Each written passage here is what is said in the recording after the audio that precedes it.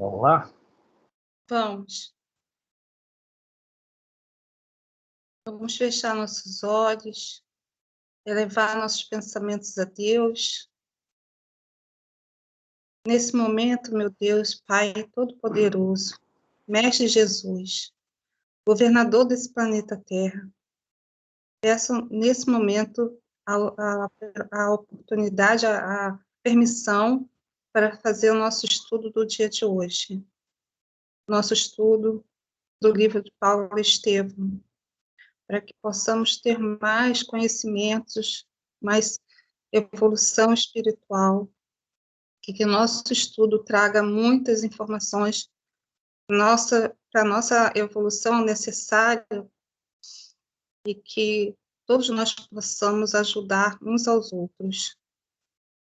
Peço também por todos aqueles irmãos que estão nesse momento necessitando de ajuda, principalmente aqueles irmãos do nosso estado do Rio de Janeiro, de Petrópolis, que uma tragédia tão grande precisa de amparo, e aqueles irmãos que desencarnaram dessa forma possam estar sendo amparados, possam estar sendo protegidos, e todos aqueles que ficaram ainda encarnados, que possam também estar tendo oportunidade de aprender com tudo isso, a ser mais caridoso, estar mais presente, ser mais irmãos, doar mais a nossa contribuição de amor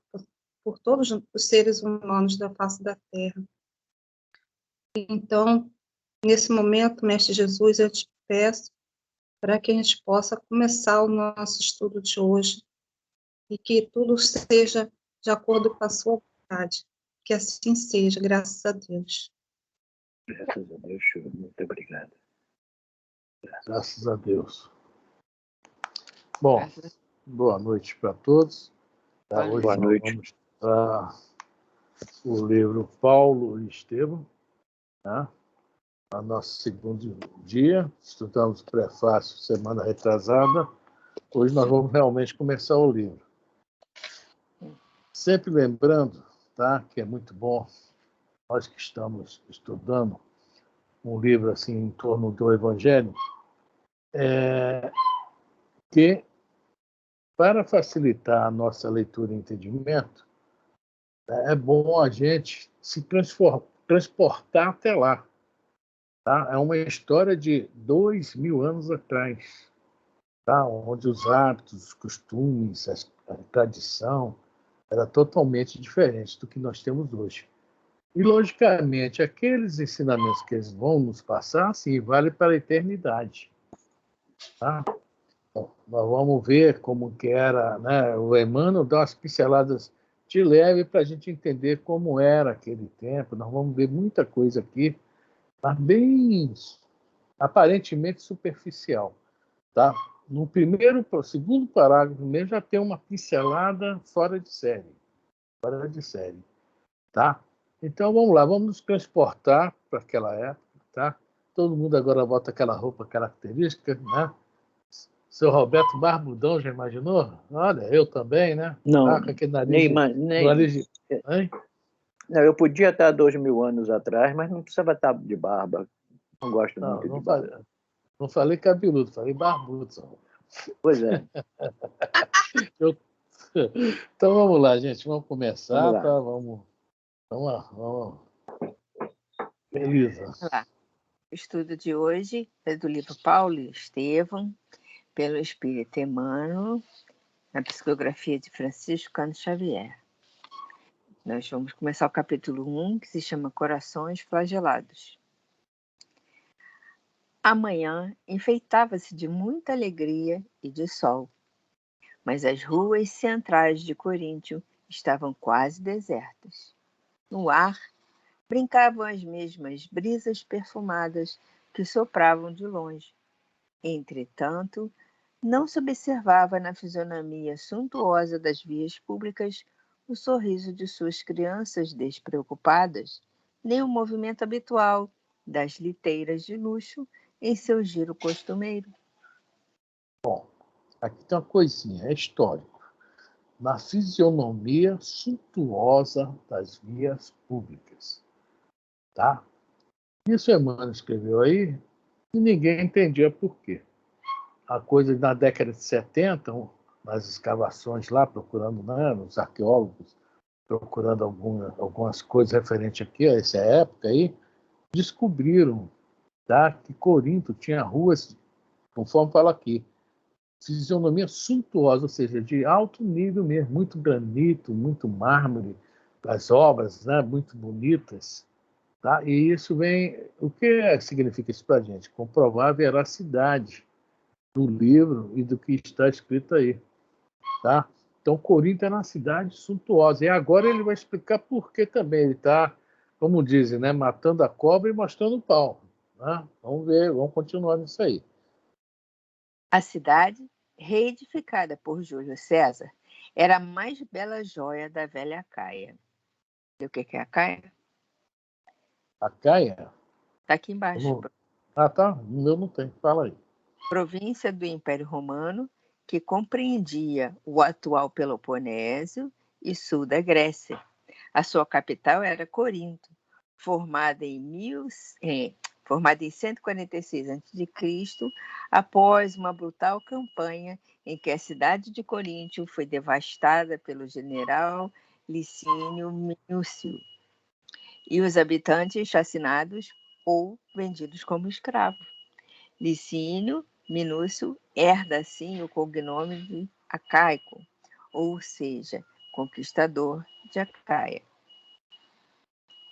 Eu não tenho essa informação aqui. Muito bom nessas informações, né? São informações históricas, né? Muito legal, né? Quem fez isso aí, que não está nesse antigo aqui, não. Tá, bom, então a cidade reedificada.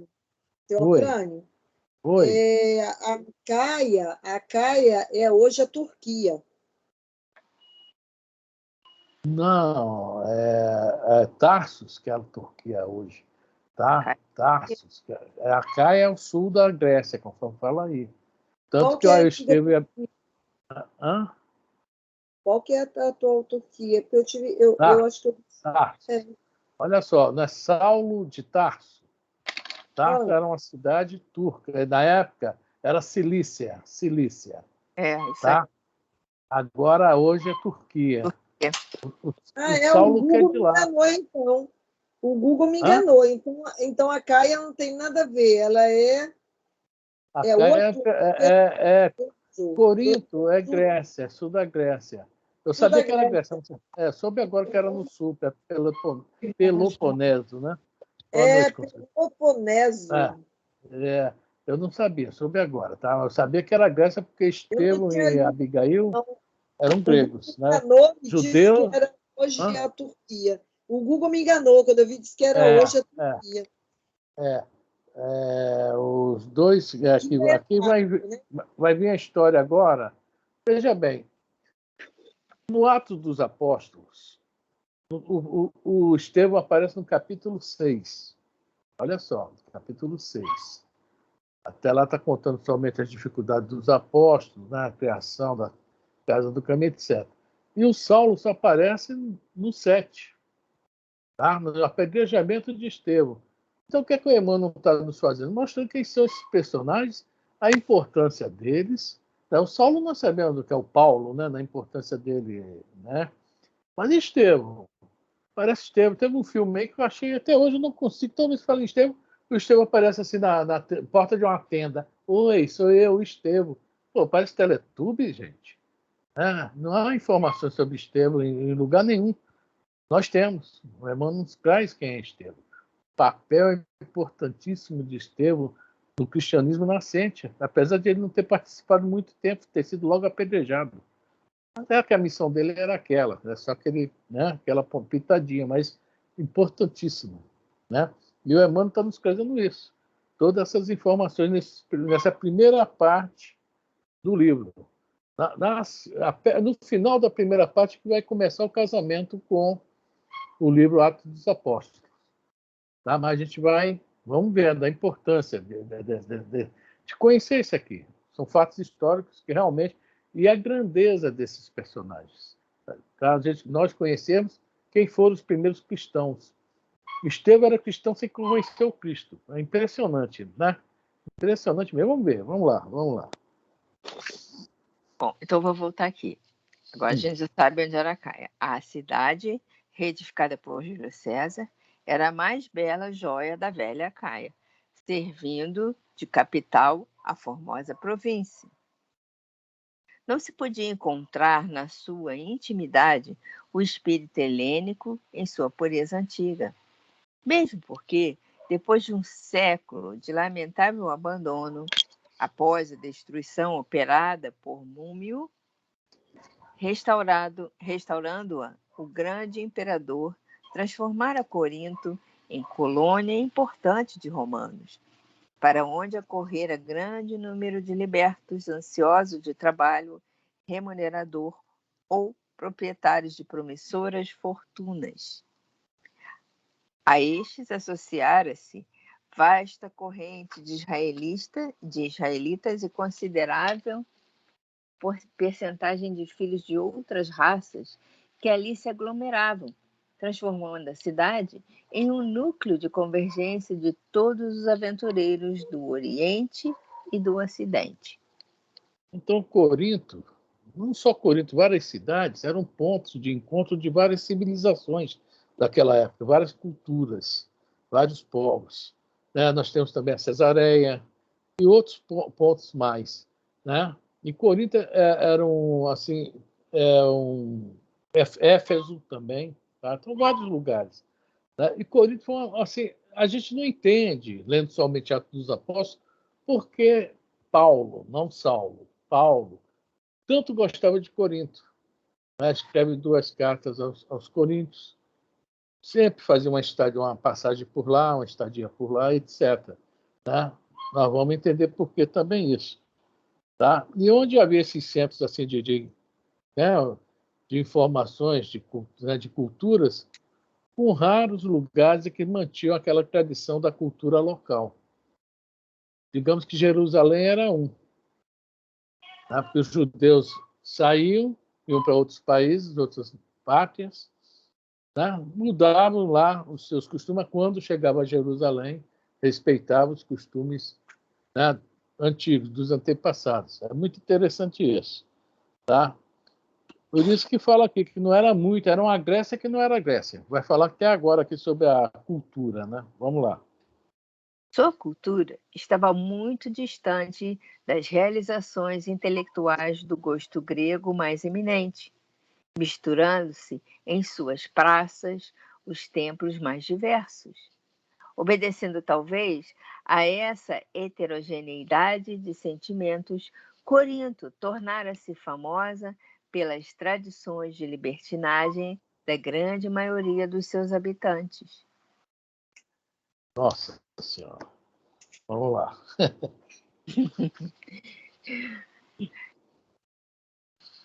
Os romanos lá encontravam campo largo para as suas paixões, entregando-se desvaradamente ao venenoso perfume desse jardim de flores exóticas. Olha só, hein? Ao lado dos aspectos soberbos e das pedrarias rutilantes, o pântano das misérias morais exalava nauseante bafo. A tragédia foi sempre o preço doloroso dos prazeres fáceis. De quando em quando, os grandes escândalos reclamavam as grandes repressões. Olha só. Corinto era meio Babilônia, meio Sodoma e Gomorra, né? Vamos lá.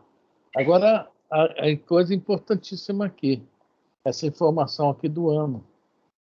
Tá? É uma coisa interessante, porque, de acordo com o Emmanuel coloca aqui, tá?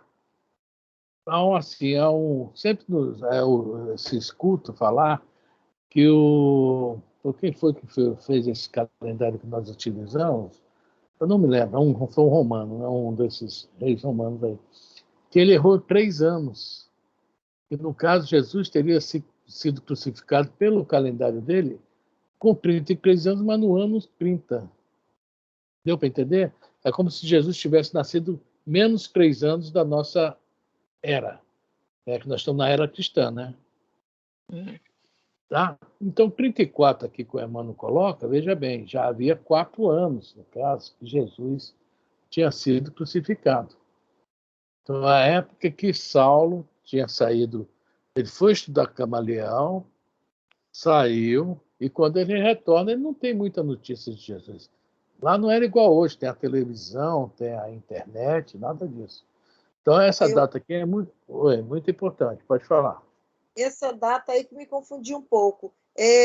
Assim, eu sempre ouvi dizer que Jesus morreu aos 33 anos, era a idade de Cristo quando ele morreu. Aqui está 34 depois de Cristo. Aí o senhor está me dizendo o quê? Ele morreu aos 30? Foi no 30º ano?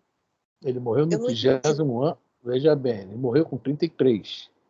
Só que veja bem, ele morreu com 33 anos. 3. Ele viveu e foi crucificado aos 33 anos de idade. Só que o romano, foi um dos reis romanos, que eu não estou lembrado do nome, sei que o nosso calendário Juliano, acho que é isso, é gregoriano, né? Ele, quando fez... hoje é o gregoriano, depois ele foi reformado mais uma vez.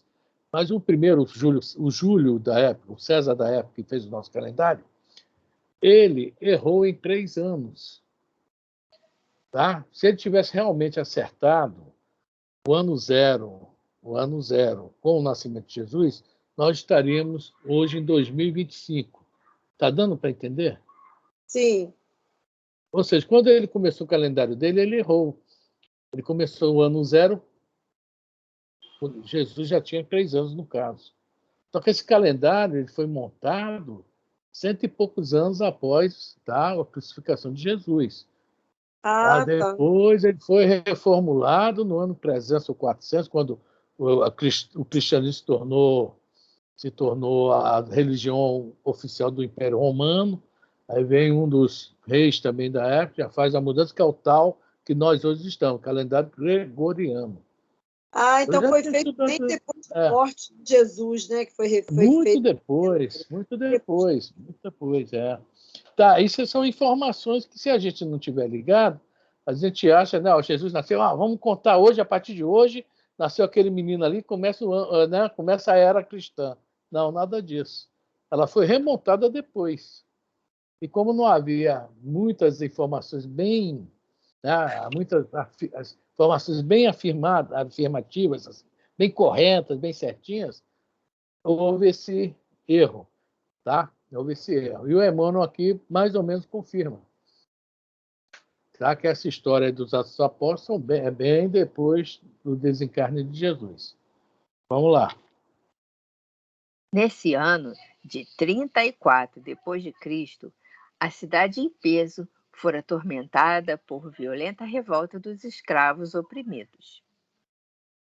Crimes tenebrosos foram perpetrados na sombra, exigindo severas devassas. O procônsul não hesitara ante a gravidade da situação. Expedindo mensageiros oficiais, solicitara de Roma os recursos precisos. E os recursos não tardaram. Em breve, a galera de águias dominadoras, auxiliada por ventos favoráveis, trazia no bojo as autoridades da missão punitiva, cuja ação deveria esclarecer os acontecimentos.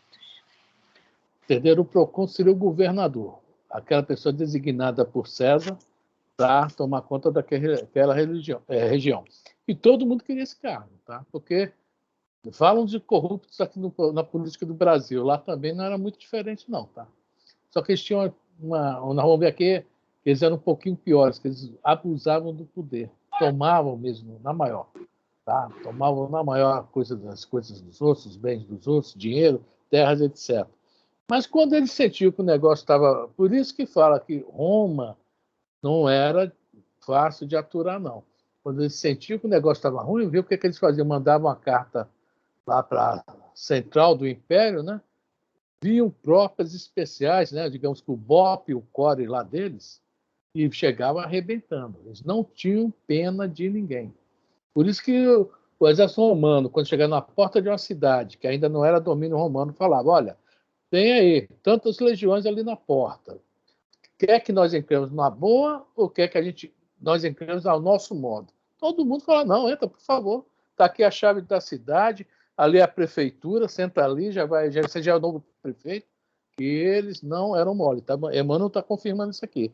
Né? Trazia no bojo as autoridades de missão punitiva. Eles já chegavam mesmo para arrebentar.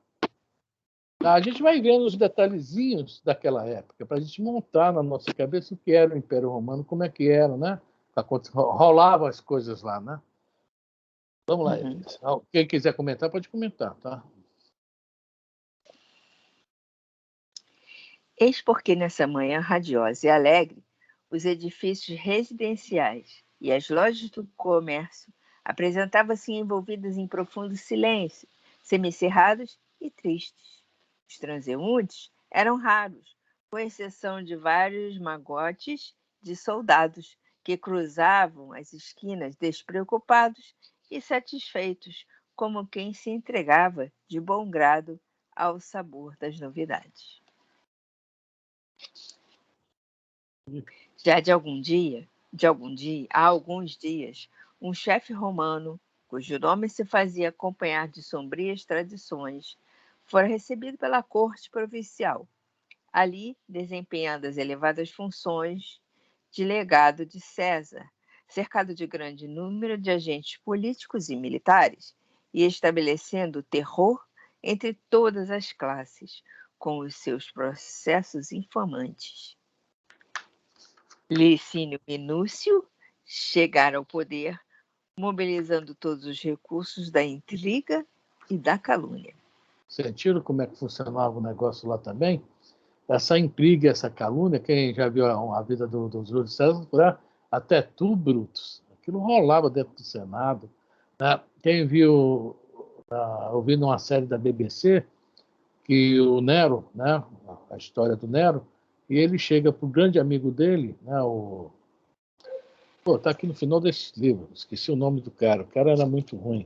Você que matou meu xará, o cara, Tigelino. Tá? Ele chega para o Tigelino, quando ele ganhou o trono: Tigelino, você quer o cargo de prefeito dos pretorianos? Pretorianos era a guarda especial do Nero, né, do rei, no caso. Ele quer sim. Ué, o cargo é teu, dá teu jeito. Na hora, o Tigelino foi lá na casa do Afrânios Burros, esse nome me é conhecido, Afrânios Burros, e rasgou ele com a espada e se tornou o novo prefeito dos pretorianos, chefe da guarda de honra do Nero. Quer dizer, era assim o negócio lá. Não era tão bonitinho, era bonito assim, fora de quem estava, né? Quem estava vendo por fora. Mas quem estava ali dentro, né? Os livros da Taylor Caldwell, né, Elisa, que fala bem sobre essas coisas aí. Né? O Império Romano, né, caiu.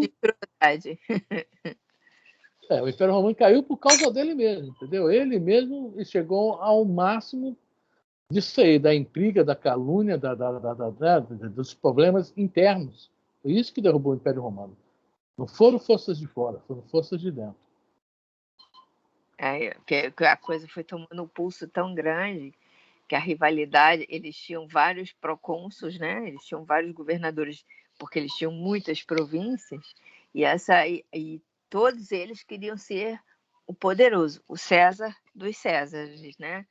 Então, a rivalidade entre eles foi destruindo aos poucos, né? Conseguindo voltar a Corinto, onde estacionara anos antes, sem maior autoridade, tudo ousava agora. Por aumentar seus cabedais, fruto de avareza insaciável e sem escrúpulos. Pretendia recolher-se mais tarde àqueles sítios onde suas propriedades particulares atingiam grandes proporções, esperando aí a noite da decrepitude. Assim, de maneira a consumar seus criminosos desígnios, iniciou o largo movimento de arbitrárias expropriações, a pretexto de garantir a ordem pública em benefício do poderoso império que a sua autoridade representava. É bem importante que as pessoas não esqueçam isso aqui. Onde suas propriedades particulares atingiam grandes proporções, esperando aí a noite da decrepitude, assim de maneira a consumar seus criminosos desígnios, iniciou largo movimento de arbitrárias expropriações. Esse aqui é o começo da história do livro, né? A origem da história do livro. Aí, por isso que o Emmanuel está fazendo mostrando quem são, né, os personagens da história. Por incrível que pareça, né, graças ao Licínio, né, o Estevão foi para Jerusalém, né? Entendeu bem? É interessante demais. Vai ver daqui a pouco, se a gente chegar lá nessa frase, uma frase de Provérbios, tá? Que vai falar aqui, que é uma coisa mais correta do mundo, e nós vamos ver que, né, a beleza do livro, né, do Antigo Testamento, Provérbios. Vamos ver a grandeza dessa frase que vai ter daqui a pouco. Eu não vou comentar, não vai chegar hoje nela, não. Não chega, não, é isso? Vamos lá, vamos lá. É interessante que era sempre em nome do império, mas na verdade não era. Né? Não era. Não mudou muito hoje. Interesses. Eram os interesses, como foi o Pilatos, que também eram os interesses de não perder o poder, de não contrariar os judeus para não haver uma revolta. Então, eram interesses pessoais. Numerosas famílias de origem judaica foram escolhidas como vítimas preferenciais da nefanda extorsão. Por toda parte, começavam a chorar os oprimidos. Entretanto, quem usaria o recurso das reclamações públicas e oficiais? A escravidão esperava sempre os que se entregassem a qualquer impulso de liberdade contra as expressões da tirania romana. E não era só a figura desprezível do odioso funcionário que constituía para a cidade uma angustiosa e permanente ameaça. Seus asseclas espalhavam-se em vários pontos das vias públicas, provocando cenas insuportáveis, características de uma perversidade inconsciente. Vamos assistir duas agora, né? Agora começa a história do Gesiel. Vamos lá. Vamos lá. A manhã ia alta, quando um homem idoso, dando a entender que buscava o mercado, pelo cesto que lhe pendia das mãos, atravessava a passos vagarosos uma praça ensolarada e extensa. Um grupo de tribunos alvejava-o com ditérios deprimentes, entre gargalhadas de ironia. O velhinho, que denunciava nos traços fisionômicos a linha israelita, demonstrava perceber o ridículo de que vinha sendo objeto, mas, distanciando-se dos militares patrícios, como desejoso de resguardar-se, caminhou com mais timidez e humildade, desviando-se em silêncio. Foi nesse instante que um dos tribunos, em cujo olhar autoritário perpassava acentuada malícia, acercou-se dele, interrogando-o asperamente. Olá, judeu desprezível. Aqui embaixo tem uma observação. Expressão utilizada pelo personagem na época do cristianismo nascente, manifestando preconceito que atualmente é condenado pela própria legislação humana.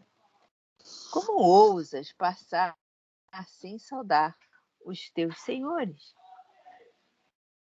O interpelado estacou pálido e trêmulo.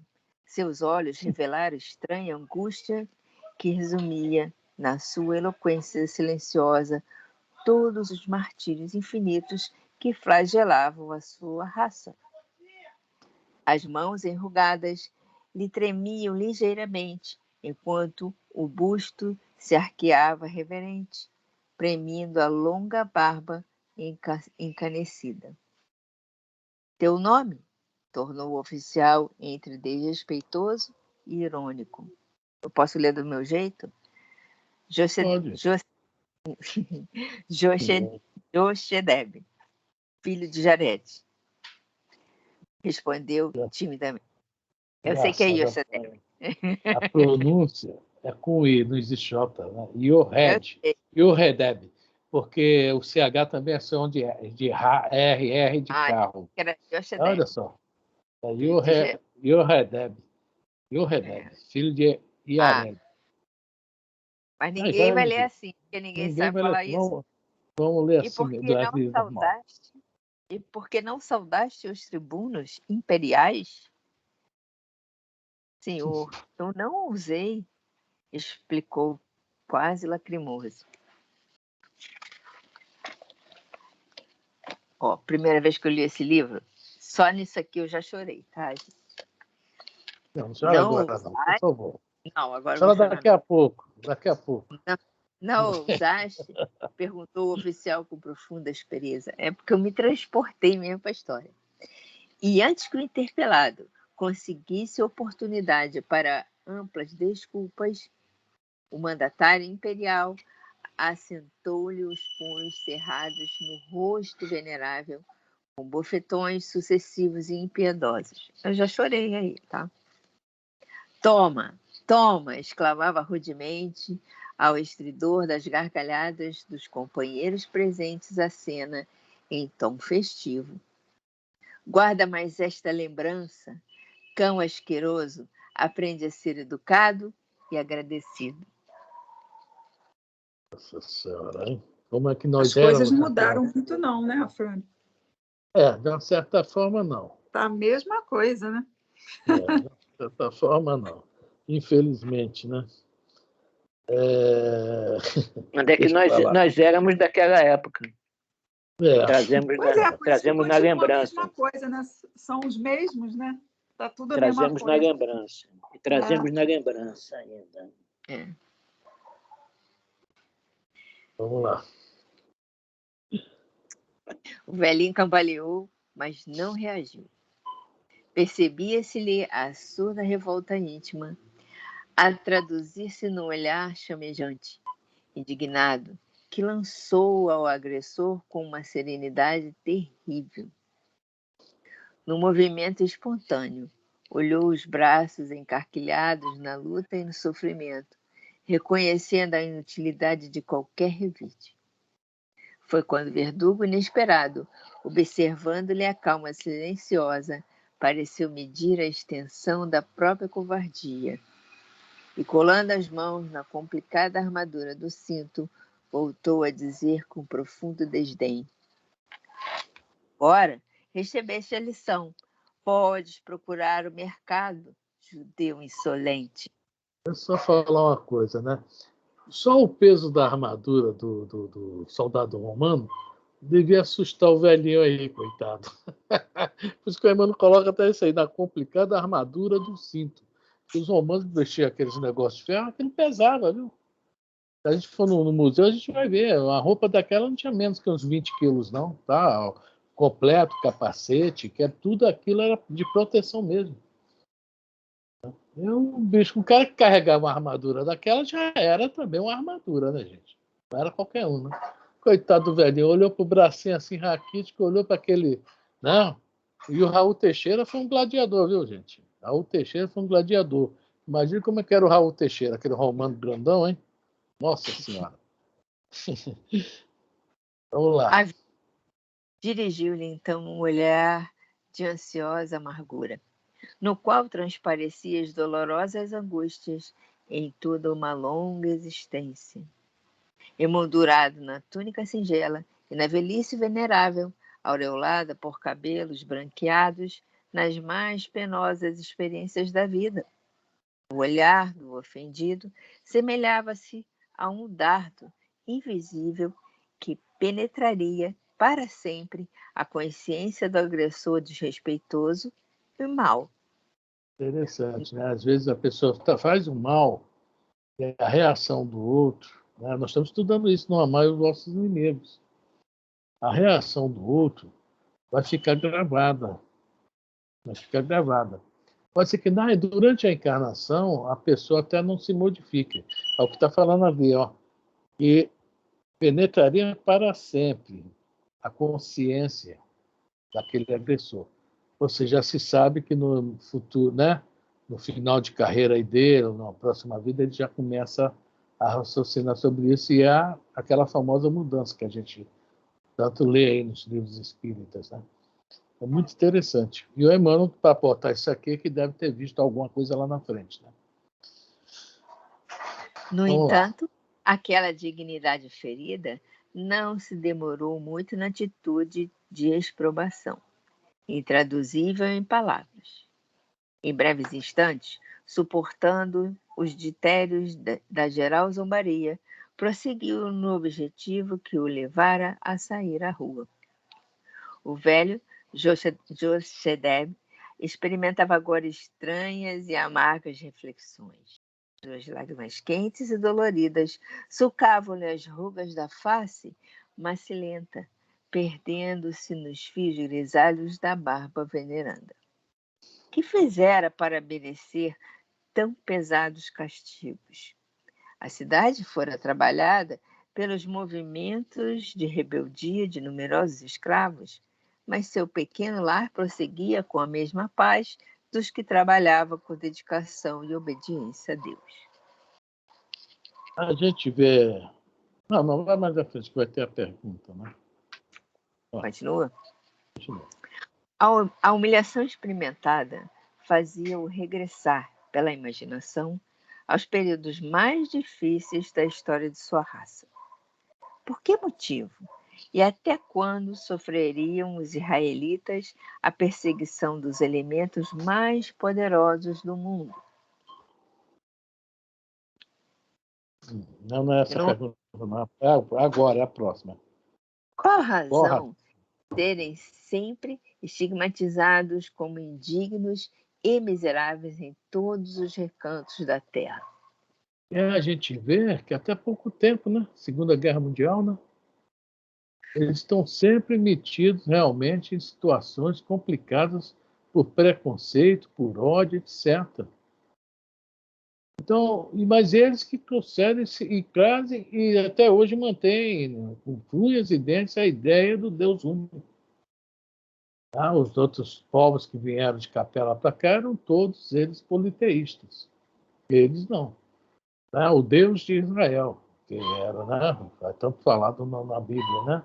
O Deus de Israel é poderoso. E é a ideia desse Deus essência, não Deus, né, físico. Então a gente imagina o quê? Ninguém sofre por um acaso, né? Que eles, para chegar a essas ideias aí também, né, quantos não devem ter feito lá, no lar deles anterior? É uma pergunta que realmente nos deixa 2.000 anos, 1940 anos depois, Segunda Guerra Mundial. E durante esse tempo todo também, no ano 150, Jerusalém foi derrubada, foi destruída, né? Houve a grande dispersão, etc. Quer dizer, a história está sempre nos mostrando eles em situações difíceis. Esperamos que agora não aconteça nunca mais o que já aconteceu, né? Esperamos. Entretanto, amavam sinceramente aquele Pai de justiça e amor, que velava dos céus pela grandeza da sua fé e pela eternidade dos seus destinos. Enquanto os outros povos se entregavam ao relaxamento das forças espirituais, transformando esperanças sagradas em expressões de egoísmo e idolatria. Israel sustentava a lei do Deus único, esforçando-se em todas as circunstâncias por conservar intacto o seu patrimônio religioso, com sacrifício embora da sua independência política. Nós vamos ver eles indo para lá, indo para cá. A bronca do judeu com o samaritano é justamente essa, né? O judeu conseguir manter intacta a sua fé, a sua cultura, a sua tradição. E os samaritanos se misturaram com outros povos. apesar de também manterem uma parte dessa cultura intacta, né, dessas tradições, mas se misturar sai um pouquinho fora do que eles também, né? É por isso que essa grande bronca que nós vamos ver na parábola do bom samaritano, né? A bronca era essa. Aí, eles, com unhas e dentes, né? Diante de foram várias vezes escravos, prisioneiros, mas essa fé eles cultivaram. É muito interessante mesmo. É um ponto positivo para eles, muito positivo, que graças a isso nós, hoje também, né, estamos aqui. Né? O próprio Cristo também foi judeu, né? Não podemos nunca esquecer isso. Tá? Cristo foi judeu. Vamos lá? Vamos. Acabrunhado, o pobre velho meditava na sua própria sorte. Esposo dedicado, enviovara quando aquele mesmo Licínio Minúcio, questor do império, anos antes instaurara nefandos processos em Corinto, a fim de punir aqueles elementos de sua população descontente e rebelada. Sua grande fortuna pessoal fora extremamente reduzida e houve de amargar uma prisão injusta resultante de falsas acusações que lhe valeram pesados dissabores e terríveis confiscos. Sua mulher não havia resistido aos sucessivos golpes que lhe feriram fatalmente o coração sensível, mergulhando-se na morte, atormentada de acerbos desgostos e deixando-lhe os 2 filhinhos que constituíam a coroa de esperança da laboriosa existência. Então, ele era rico, tinha uma boa propriedade, né? Plantava, era, né? E o Licínio Minúcio, antes de ter o poder que tinha agora, o menos poder, né? Conseguiu confiscar de vários israelitas, né?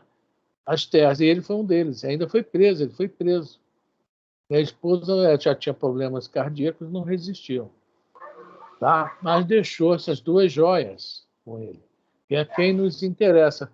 Essa história o Emmanuel está trazendo justamente para a gente compreender o que levou, né, Gesiel e Abigail a sair da onde estavam. É interessante, né, como às vezes as coisas acontecem, né? E do mal, né, resulta um grande bem, né? Interessante mesmo. Tá? Mas na frente tem uma frasezinha que está aqui, ó, na cabeça, né, É aquela que a gente de fala, Provérbios. a Né? gente fala assim, tem que acontecer uma coisa muito ruim para depois começar a acontecer uma coisa boa. É toda uma trama que não está na nossa mente a explicação. É que a gente fica querendo entender, mas é uma trama que foge ao nosso entender, entendeu? Não tem nada a ver com os nossos caprichos, nossas vontades. É uma trama celestial mesmo.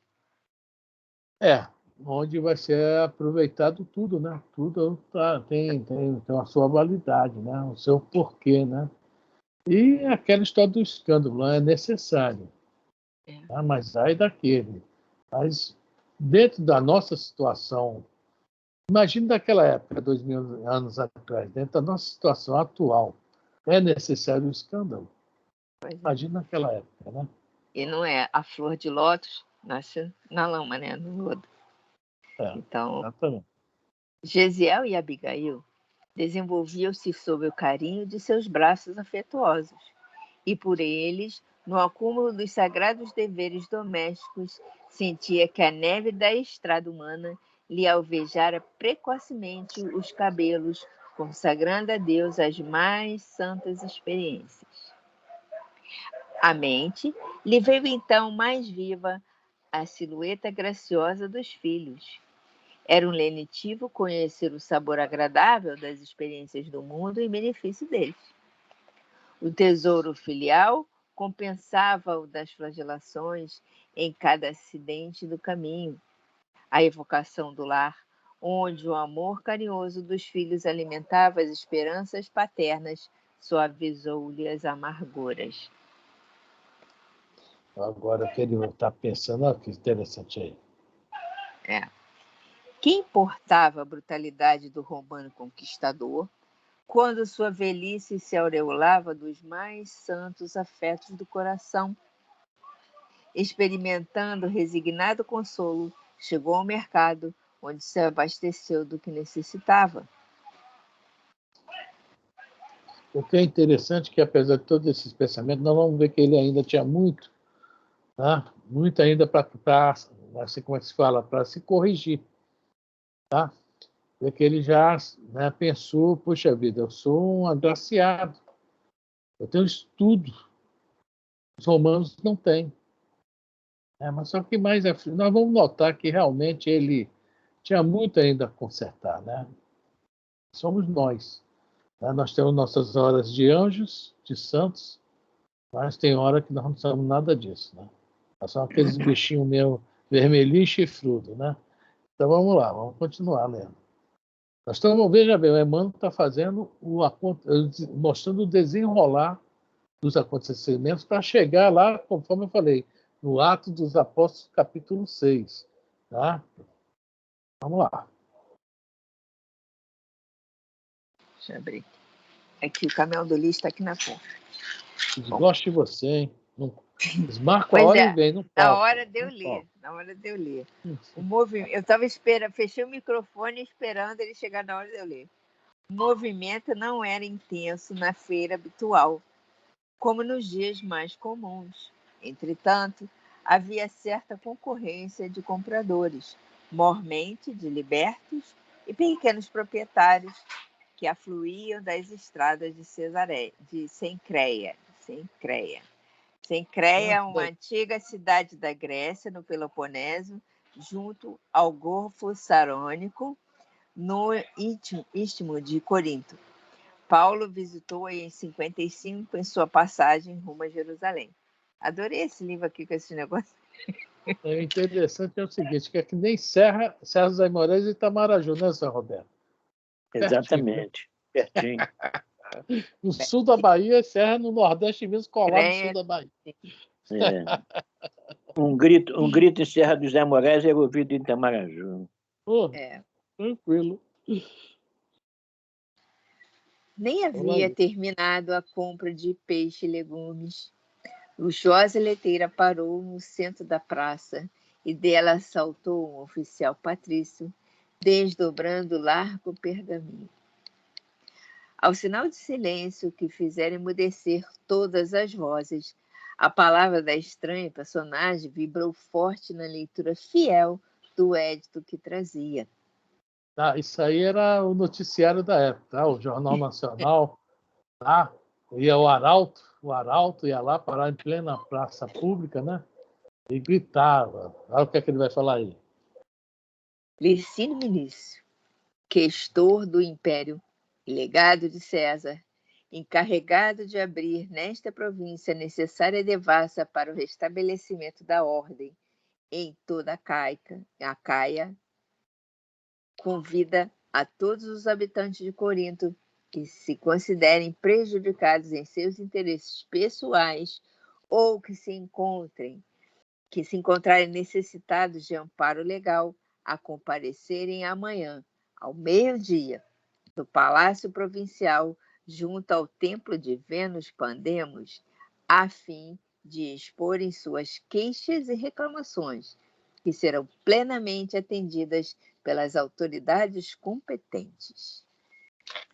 Posso ler aqui quem é? Vênus Pandemos? Depois vamos fazer um comentáriozinho assim. Vênus Pandemos.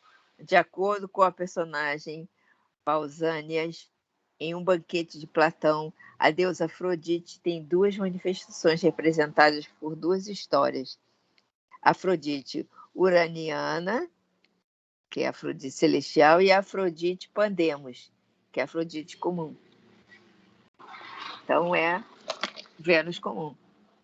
Vênus comum. Então, nós vamos ver o seguinte, o cara chega, o que faz ele? Olha só que pensamento para o mal mesmo, né? Vou armar o seguinte, quem tiver alguma reclamação para fazer, que vem amanhã, meio-dia, que eu vou tomar as devidas providências. Pô, ele ia ver que os inimigos, quem ia lá reclamar, não eram amigos. Concordam? Quer dizer, olha o plano do cara. E pior que muita gente acreditou nisso, viu? Vamos lá. Vamos lá. Ai, ai. Lido o aviso. O mensageiro retomou a elegante viatura, que, sustentada por hercúleos braços escravos, desapareceu na primeira esquina, envolvida por uma nuvem de pó levantada em remoinho pela ventania da manhã. Entre os circunstantes surgiram logo opiniões e comentários. Normal, né? Os queixosos não tinham conta. O legado e seus prepostos, logo de começo, se apossaram de pequenos patrimônios territoriais da maioria das famílias mais humildes, cujos recursos financeiros não davam para custear processos no foro provincial. Daí, a onda de esperanças que avassalava o coração de muitos e a opinião pessimista dos outros, que não enxergavam no édito senão nova cilada, para obrigar os reclamantes a pagarem muito caro as suas legítimas reivindicações. É muito interessante que naquela época, né? Não sei se existiu o advogado como é hoje, né? Mas conforme se estuda hoje na faculdade, quem estuda direito, né, o direitos romanos é a base, né? A base né, de tudo que nós temos hoje sobre leis.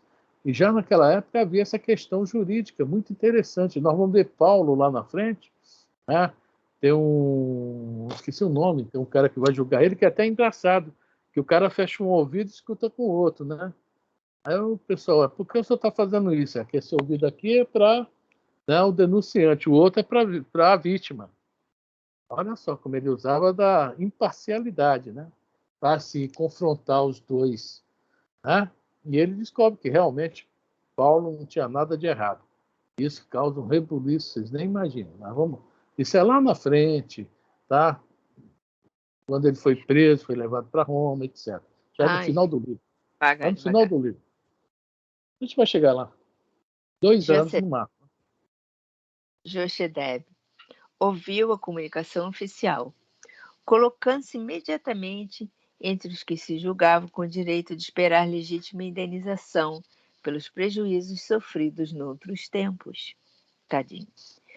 Animado das melhores esperanças, desandou para casa, escolhendo o caminho mais longo, de modo a evitar novo encontro com os que o haviam humilhado rudemente.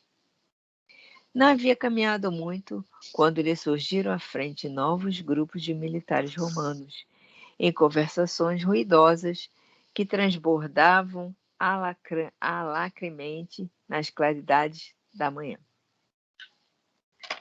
Você lembra daquele negócio que se correr, o bicho pega, se parar, o bicho come, né? Se ficar o bicho Nós vamos ver isso acontecendo, né? Vamos ver isso agora aí, vamos lá.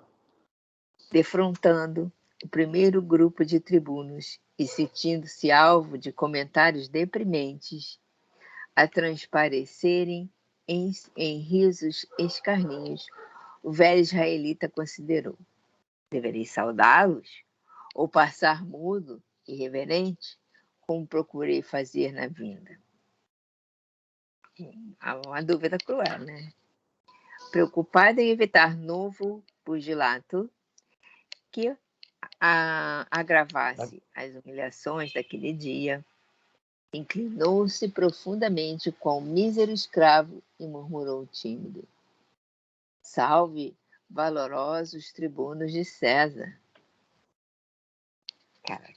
Mal acabou de dizer, e um oficial de fisionomia dura e impassível se acercou exclamando colérico: que é isso? O judeu a dirigir-se impunemente aos patrícios? Caraca, tu não sabe se tu sobe ou se tu desce, né? É o que eu falei, se corre ou se para, né? Se correr, o bicho pega. Se parar, Você o bicho vai para come, lá é ou a vem para situação. cá? É. Não tem, é meio complicado isso aí, né, coitado? Né? Vamos lá. Chegou a tanto a condenável tolerância da autoridade provincial, façamos justiça por nossas próprias mãos. E novas bofetadas estalaram no rosto dorido do infeliz, que necessitava concentrar todas as energias na vontade para não se atirar de qualquer modo a uma reação desesperada. Se uma palavra de justificação o filho de Jared submeteu-se ao castigo cruel. Seu coração precípite parecia debentar de angústia no peito envelhecido. Todavia, o olhar refletia a intensa revolta que lhe ia na alma opressa. Impossibilitado de condenar ideias em face da agressão inesperada, na sua atitude humilde, reparou que desta vez o sangue jorrava das narinas, tingindo-lhe a branca barba e o linho singelo das vestiduras. Isso, porém, não chegou a sensibilizar o agressor, que, por fim, lhe vibrou a última punhada na fronte enrugada, murmurando: "Safa-te, insolente!" Rapaz, a gente imagina se é um de nós, né, num momento desse, né? É complicado mesmo, né? É o que a gente vê hoje nas atitudes policiais. Né? Exatamente isso. Infelizmente é muito isso hoje. Do jeito que anda a indignação atualmente com tudo. Cara, é difícil até ler esse livro. Vamos lá. Vamos lá. Sustentando a custo o cesto que lhe pendia dos braços trêmulos, Jochebed avançou cambaleante, sufocando a explosão do seu extremo desespero. Ser velho, pensava. Simultaneamente, os símbolos da fé modificavam-lhe as disposições espirituais e sentia no íntimo a palavra antiga da lei: não matarás.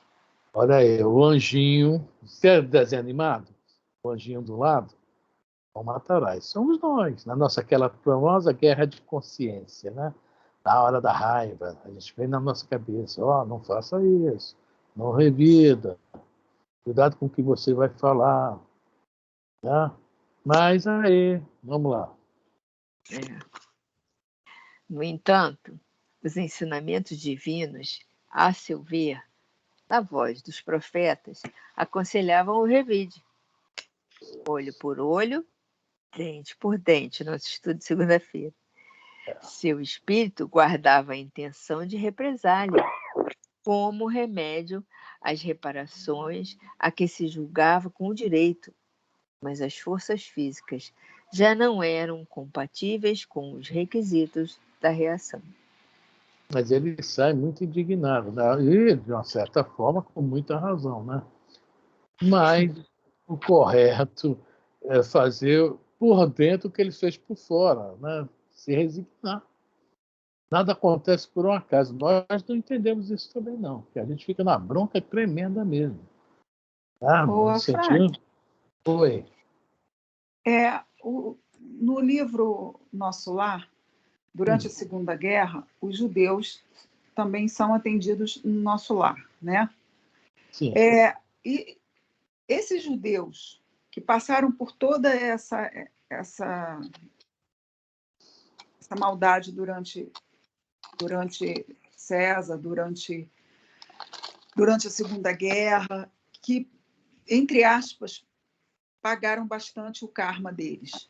Eles ainda voltam por não acreditar em Jesus sofrendo? Não tem nada a ver. Tá? Não tem nada a ver. A mensagem que eu uma vez postei nos grupos, e Inácio Ferreira fala que lá em Nosso Lar tem muito ateu. Não acredita nem em Deus. Eu são bons. Eu li o que você passou, eu li. Mas são bons. Tá? Essa questão, assim, veja bem, a pessoa se modificou, tá? Usou o sofrimento para se melhorar, para crescer. Aí vem as palavras, resignação e obediência, né? A obediência é quando a gente obedece à razão, a resignação é quando a gente aceita o acontecimento com o coração, né? Aceita sem mágoa, sem raiva, sem rancor. Nós ainda estamos na razão, na obediência, nós não estamos ainda no coração. Mas passou para a faixa do coração, independe de aceitar, de acreditar ou não acreditar, né? Mas geralmente quem chega a um certo estágio espiritual, a pessoa começa a ver com outros olhos tudo. E vai ver realmente que Jesus, assim quando o Gandhi pegou, né, leu o Sermão do Monte e falou que se toda... Estão me vendo, gente? Que tem um branco aqui. Tá, né? O Gandhi, quando viu o Sermão da Montanha e falou, se tudo que houver no mundo a respeito de religiões, de espiritualidade, etc., se perder e ficar esse Sermão do Monte, capítulo 5 de Mateus, seguindo isso a humanidade se salvará. Gandhi não era cristão, se tornou depois. Quer dizer, não encarnado, desencarnado. Quer dizer, olha só que coisa. A grandeza dele viu. E o Jesus falou era o máximo. Nós nem entendemos ainda o Sermão do Monte, né? A gente lê, brinca, tenta aqui, pensa. Bem-aventurados os pobres de espírito. Ai, meu Deus do céu. O que é pobre de espírito? É bem aquele negócio na nossa cabeça, né? Gandhi entendeu de primeira, porque já era uma alma, né, bem evoluída. Né? Então não tem nada a ver, não. Não precisa aceitar. Não precisa aceitar Jesus, não, viu, gente? Não precisa nada disso. Não precisa aceitar Jesus, não, né? Não, Tá. não. Vai aceitar no futuro por forças das circunstâncias, que vai ver que não tem nada, e daquilo ali é o máximo mesmo. Tá? Não tem nada melhor que aquilo. Mas veja bem, é pela razão que vai aceitar depois. Tá? Afrânio, 8h33, vamos parar? Então, vamos parar aí nesse requisitos da reação, é isso? Vamos parar? Profundamente humilhado? Sim, a gente pode parar aí ou voltar no Safat Insolente. Vamos voltar no Safat Insolente. Nossa Senhora, vocês gostaram, né? Tudo bem, gente. É isso aí. Nós estamos vendo a história que o Emmanuel trouxe para nós, né? Para a gente ver onde começa Paulo, tá? Onde começa Paulo. Ainda vai ter o Gesiel, que vai virar Estevão. Vai ter o Saulo, que depois vira Paulo. Né? Então, tudo isso tem uma história. A primeira parte, praticamente, é tudo isso. A segunda parte, que é a... Como é que se fala?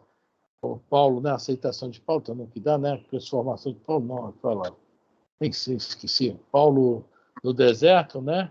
Aceita Jesus, né? Senhores que querem que eu faça. Aí nós vamos ver, entender tudo isso. Aí depois, sim, vem as lutas dele nessa vida ainda, nessa encarnação, para modificar tudo que ele tinha feito, né? E é isso aí, gente. Até a quinzena que vem, se Deus quiser, e vamos continuar lá o nosso, né, estudo. Alguém quer comentar alguma coisa a respeito? Aqui, essa primeira passagem aqui, os romanos lá se encontravam campo largo para as suas paixões, entregando-se desvaradamente ao venenoso perfume desse jardim. Eles começaram também, né, com os judeus que começaram também a se expandir indevidamente. Tiveram troco, né? Também, né? Tiveram troco. A gente vê que o negócio, né? O troco sempre vem, né? Sempre vem, não tem jeito não. Tem jeito.